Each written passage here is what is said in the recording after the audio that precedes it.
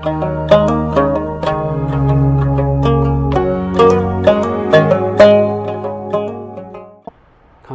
Tenzin Celon Tawa Tamse Pambechire Tambechune Tenzin Kodam de la Chase Lo. My name is Tenzin Celon, and I am a resident teacher at Semkeling Center in Sri Lanka. Today I'm going to discuss about one big challenge. So there are so many challenges in the world. So one of the big challenges is religious disharmonies. So today, in the name of religions, people are killing each other. So we can see there are many civilizations conflict, and there are so many communal violence in the world. So that is very unfortunate. And some people, they are saying that my religion is best, and they are pushing and asking other people to follow their own religions. So if somebody asks me what is the best religion for me, then without any hesitations I would say that Buddhist religion is the best for me.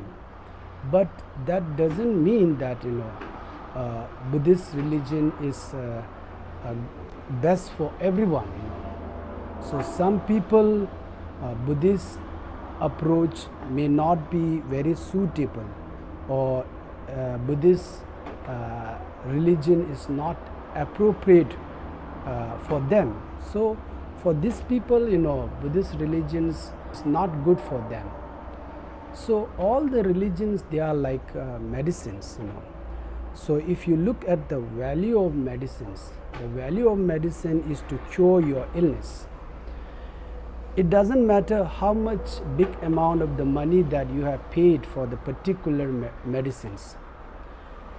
No matter how much expensive this medicine is, if this medicine does not able to cure your illness, then this medicine is completely useless for you. So there is no best medicine in the world. So this particular medicine is good for this kind of disease, and that particular medicine is good for that kind of disease. So there is no best medicine in the world. Similarly, there is no best religion in the world.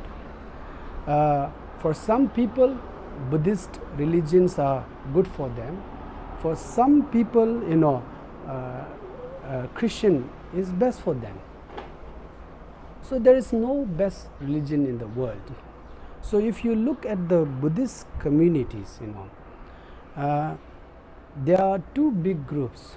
One group, they are following to the Pali traditions. Another group, they are following to the Sanskrit traditions or Mahayana traditions.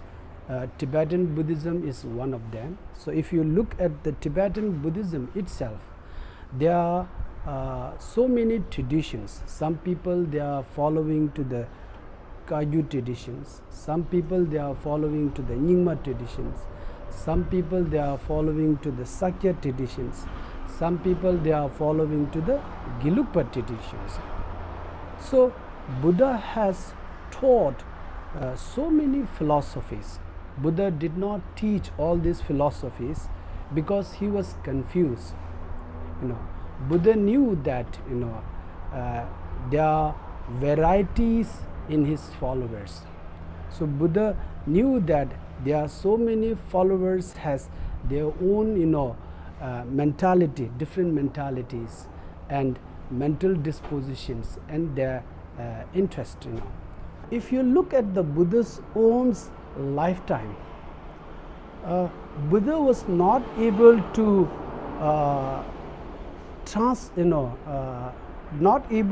transform the entire Indian community, the entire Indian population to turn to Buddhism.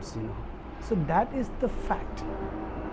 So therefore, there is a point to respect each and every religions. So if you look at the all world major religions, they have a potential to serve the humanities. All the religions, they are sending a message of love, compassion and forgiveness. So all the religions, they have a potential to transform one bad person into a good person. So all the religions, they have served and helped to the millions and millions of people in the past, and they are helping and serving to the millions and millions of people in the present time, and they will definitely help and they will definitely serve to the millions and millions of peoples in the futures. So therefore, it would be nice we can respect each and every religions. That's all. Thank you.